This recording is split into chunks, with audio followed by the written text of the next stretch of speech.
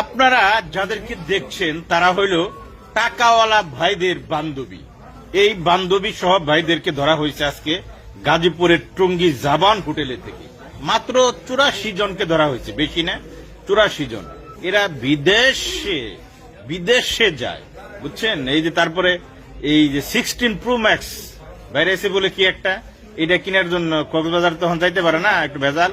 এই কারণে যে হোটেলের সিপাহি সাপাই ঢুকছিল, যৌথ বাহিনী, আমাদের আর্মি, সেনাবাহিনী, বিজেপি সহ যৌথ বাহিনী এদেরকে আজকে টঙ্গীর থেকে রেড দিয়ে 84 জনকে ধরে ফেলছে। দেখেন আপনার বান্ধবীটাও এখানে আছে কিনা একটু দেখে নিতে পারেন। বান্ধবীদের মন কিন্তু খারাপ না, তারা ফুরফুরে, একদম ফুরফুরে। বা একটু শেয়ার করে দিন তো সবাই, একটু শেয়ার করে দিন, সবাই দেখুক তাদের বান্ধবীটা এখানে আছে কিনা। যৌথ বাহিনী চালান করে দিছে কুটে।